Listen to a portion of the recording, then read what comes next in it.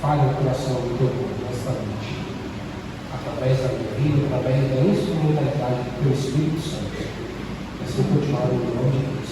Amém. Bom, meus irmãos, continuando, como eu falei, nós já estamos meditando desde o início do capítulo de Hebreus 11, e eu confesso aos irmãos que não estou tendo pressa para avançar, porque realmente, bom, Reginaldo, podia baixar um pouquinho só para esses retornos, por favor, está dando um pouco de microfone aqui para mim. Como eu estava falando, eu não estou com pressa em fazer essa série de mensagens, porque esse capítulo de Hebreus 11 é um capítulo muito rico, cheio de informações preciosas para mim e para a sua vida. Como o próprio Leandro leu o verso 6 a respeito da fé, dizendo-nos que sem fé é impossível agradar a Deus. Ou até mesmo no primeiro verso, que tanto nos ensina a respeito da fé, quando diz que a fé é a garantia das coisas que nós esperamos e a prova daquilo que nós não vemos. Então, falar sobre fé é realmente muito precioso para nós.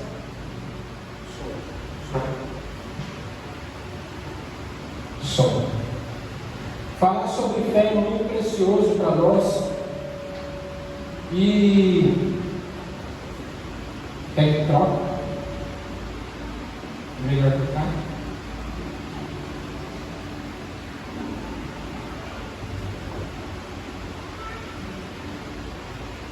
É muito precioso falar sobre fé, porque realmente nós precisamos de fé para nos relacionarmos com Deus.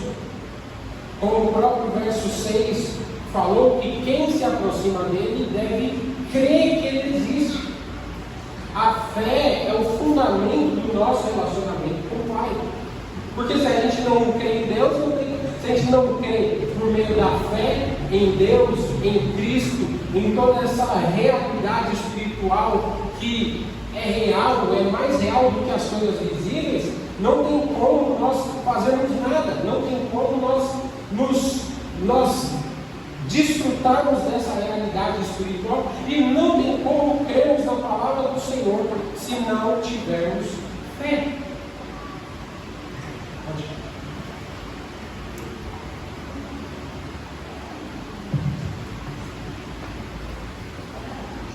E esse texto que nós acabamos de ler é um texto que nos faz refletir sobre alguns aspectos da nossa própria vida. E por mais que ele nos fale aqui sobre 3 patriarcas, nós podemos os chamar assim, a gente consegue pensar na nossa própria realidade, como por exemplo, quando nós estamos diante de situações ao longo da nossa vida, diante de coisas, momentos ao longo da nossa trajetória aqui nessa terra, onde nós, tendo fé, nos relacionando com o Senhor, a gente pede coisas a Deus, nós oramos como Jesus nos orienta, nós levamos as nossas angústias ao Pai, e as coisas nem sempre acontecem da forma que nós gostaríamos.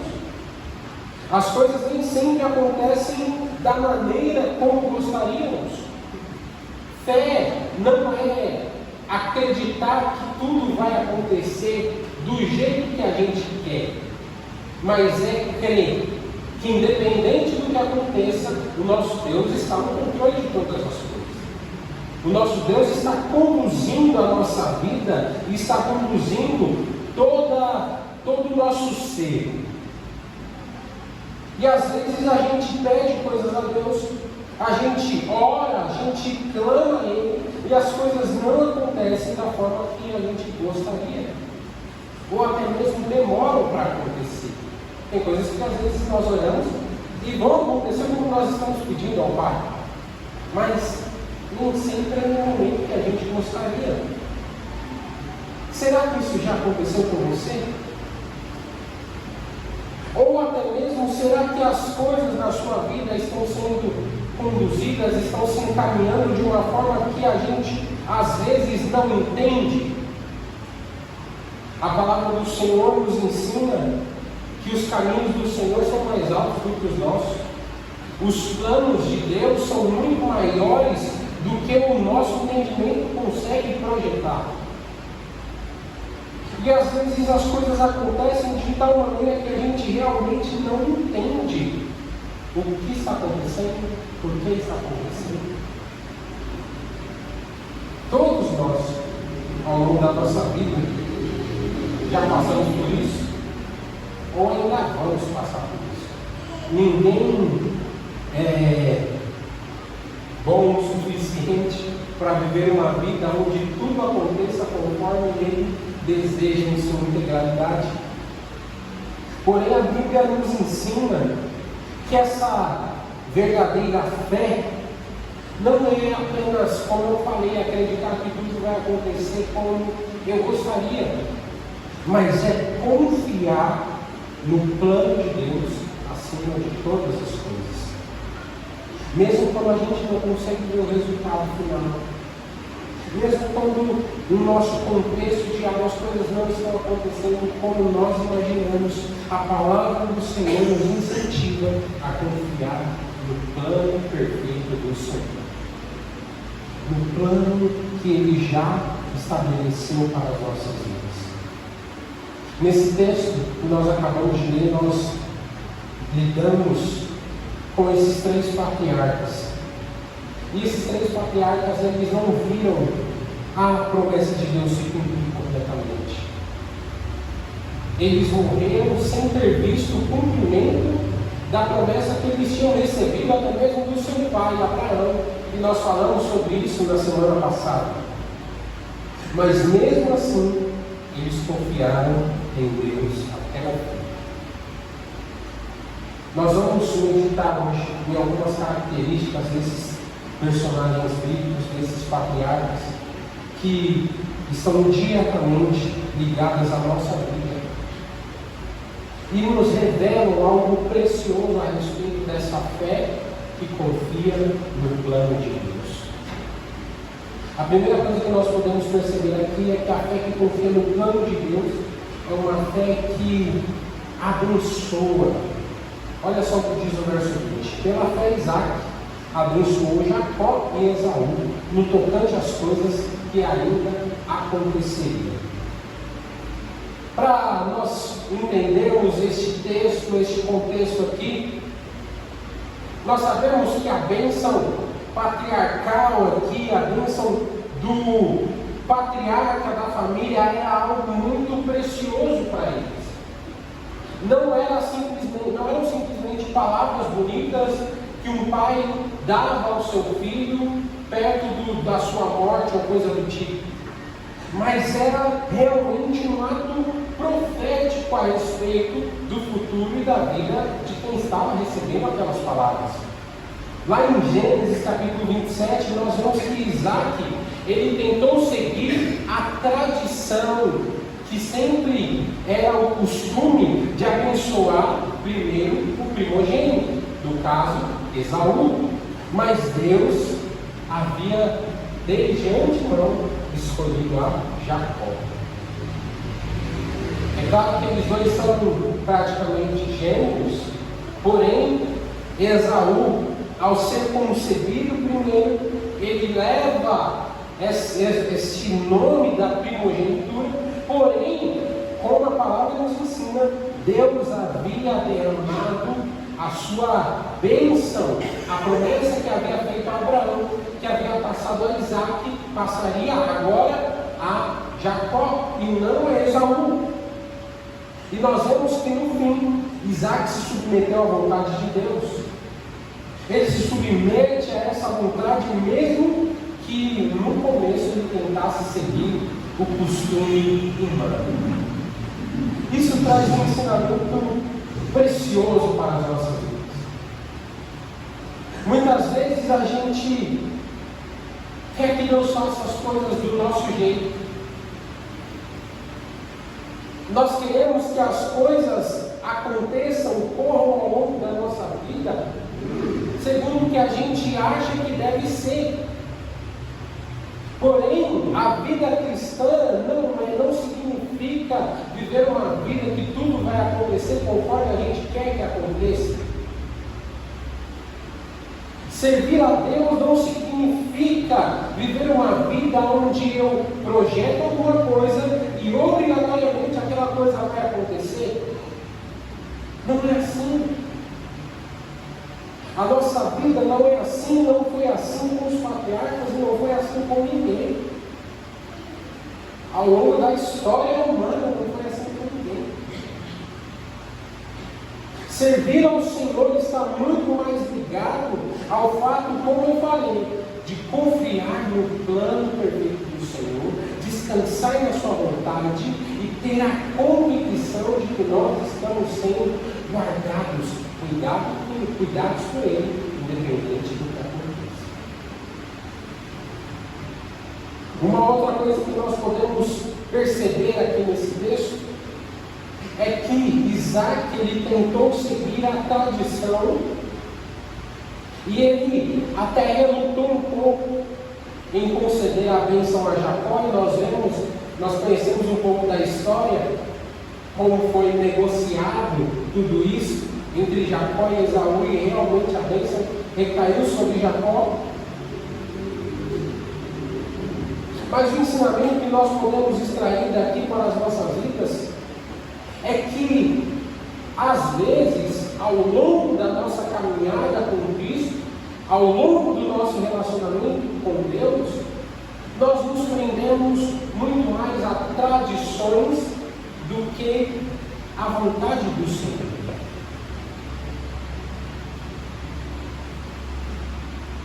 Alguém já disse certa vez que tradição é a fé viva dos que já morreram, mas tradicionalismo é a fé morta dos que ainda estão vivos.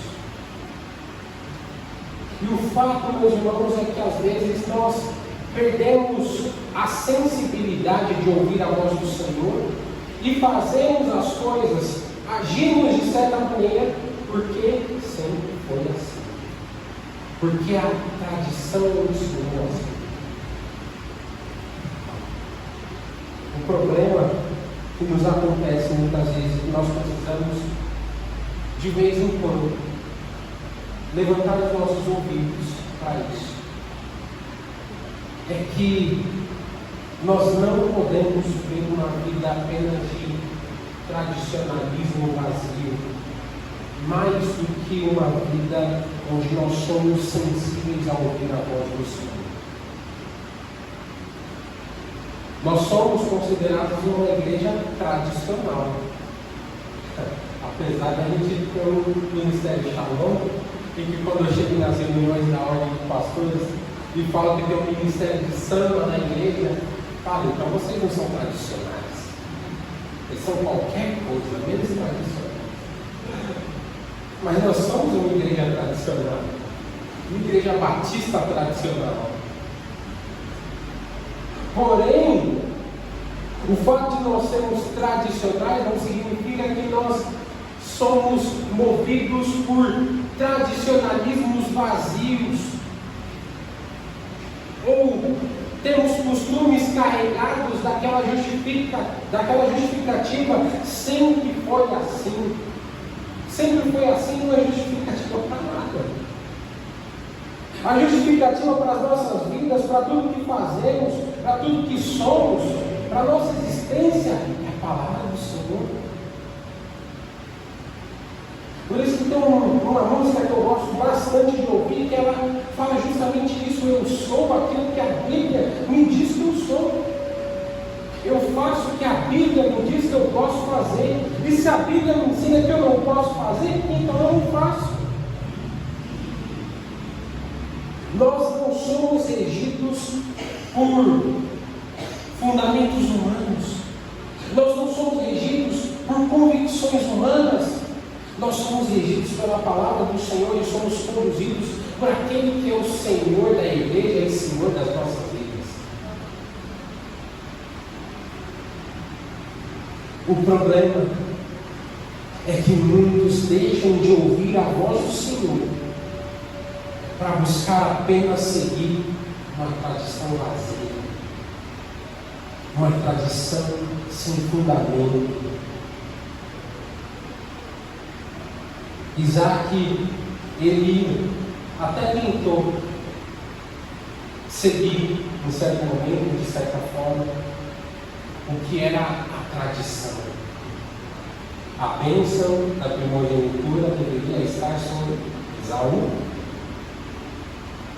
Mas Deus já havia planejado, pela sua infinita sabedoria, que a bênção da primogenitura e a promessa feita a Abraão seria conduzida e cumprida por meio de Jacó. A segunda coisa que nós podemos perceber aqui nesse texto é que a fé que confia no plano de Deus é uma fé que adora a Deus. O verso 21 nos diz o seguinte: pela fé, Jacó, próximo da morte, abençoou cada um dos filhos de José e adorou, encostado à ponta do seu bordão. Lá em Gênesis capítulo 48, Jacó abençoa os filhos de José.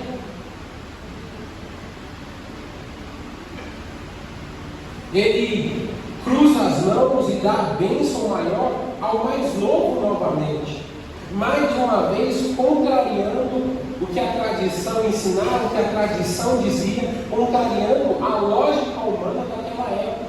Talvez para nós isso não seja tão palpável, essa questão da primogenitura, mas para aquele povo, naquele contexto, era algo extremamente precioso.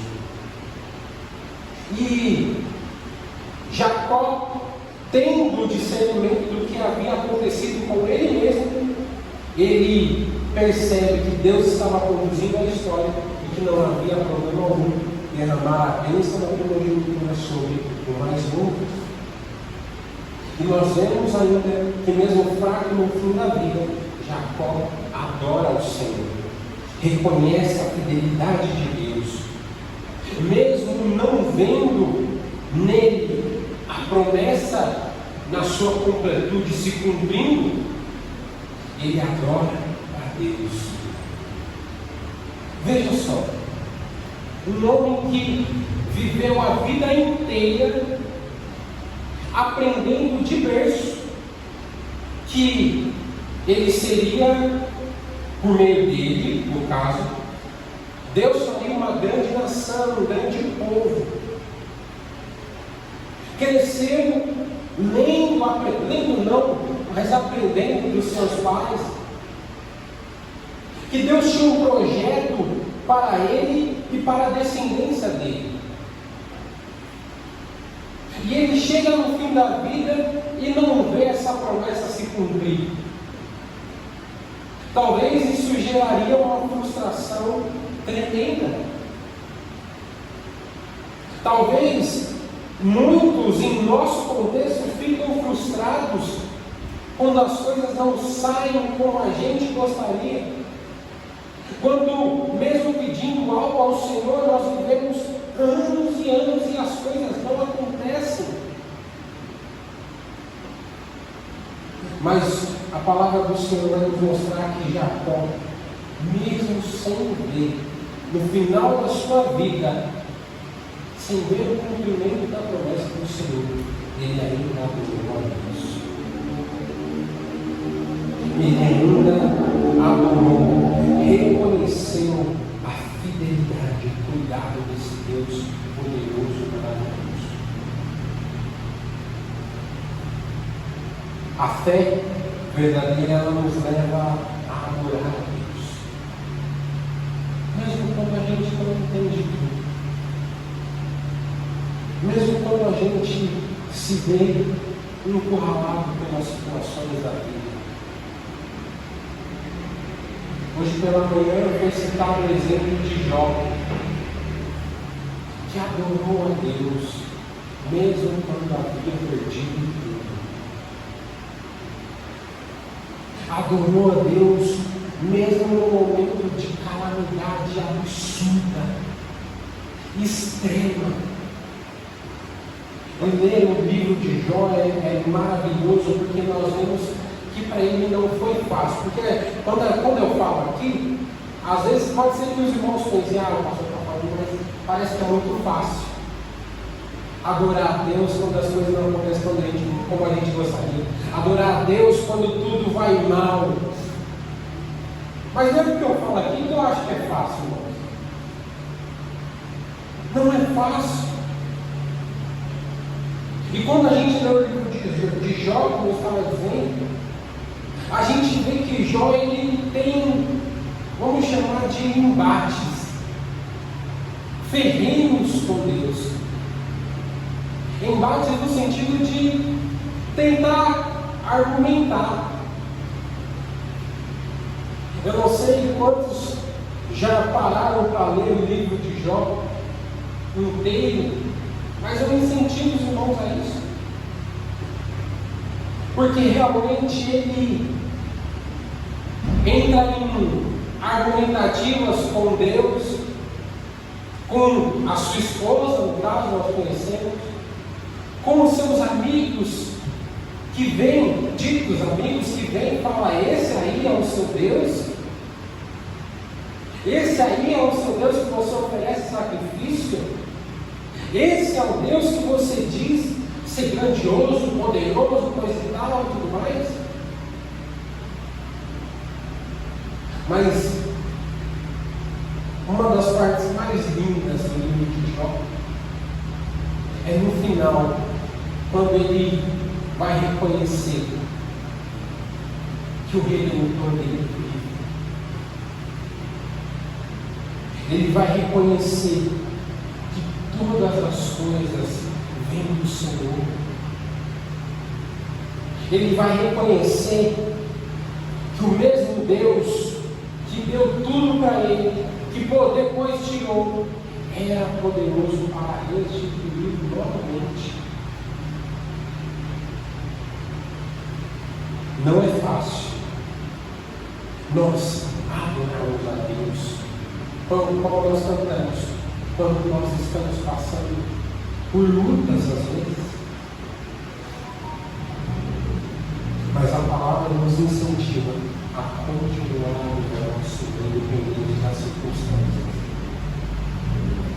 a dizer nos bons e nos maus momentos, bendito seja o nome do Senhor, louvado seja Deus, glorificado seja Deus Pai, seja o Senhor Jesus Cristo, porque isso não aconteceu como eu gostaria. Porque se a gente vê na palavra do Senhor, lá em Romanos, Paulo nos ensinando que a vontade do Senhor é boa, perfeita e agradável. E a gente, de vez em quando, passa por essa vontade boa, perfeita e agradável, e nessa vontade passa por sofrimentos, a gente geralmente costuma não levar isso em consideração. Porque quando as coisas estão como nós falamos, nesses problemas, nesses momentos difíceis, é difícil reconhecer que a vontade do Senhor ainda é boa e agradável. Mas o que a palavra do Senhor também nos orienta e nos ensina é que nós precisamos glorificar o Senhor, crendo que se as coisas acontecessem diferente do que a vontade dele nas nossas vidas, aí sim nós estaríamos perdidos, aí sim nós sofreríamos, aí sim seria o nosso fim. Por isso, nós precisamos continuar confiando em Deus. Até porque a adoração é a resposta natural de um coração que confia plenamente na vontade de Deus. A terceira coisa que nós podemos ver nesse texto é que a fé que confia no plano de Deus é uma fé que não precisa crer. O verso 22 nos diz: pela fé, José, próximo do seu filho, fez menção da saída dos filhos de Israel e deu ordens acerca dos seus ossos. José não chegou a ver o êxodo de Israel, que nós conhecemos lá na frente, conduzido por Moisés. Ele não chegou a ver, ele não chegou a participar, mas ele confiou que aquilo não aconteceria. Por quê? Porque Deus havia prometido. Ele deu ordens ainda, como a gente vai ver lá no Gênesis capítulo 50, para que os seus ossos fossem levados à terra prometida para serem enterrados lá. Ele fala, é como se ele falasse: olha, eu não vou estar mais aqui, mas eu tenho a convicção de que a promessa de Deus vai cumprir. Então vocês façam isso daqui, tá bom? Isso mostra para nós nessa noite que José confiava na fidelidade de Deus, mesmo além da morte. A nossa fé, meus irmãos, deve olhar além do presente. A nossa fé não pode estar presa apenas no nosso contexto imediato, mas nós precisamos confiar nas promessas eternas de Deus. Nós devemos viver com esperança, lembrando que, como nós meditamos na semana passada, a nossa pátria final não é aqui. O nosso destino final não é aqui nesta terra, mas é no céu. Não é isso que o Billy Graham, nós conhecemos muito, o pastor Batista aqui, impactou a sua geração. Ele diz uma frase que é o seguinte: olha, a minha casa está no céu, eu estou aqui nesse mundo só de passagem.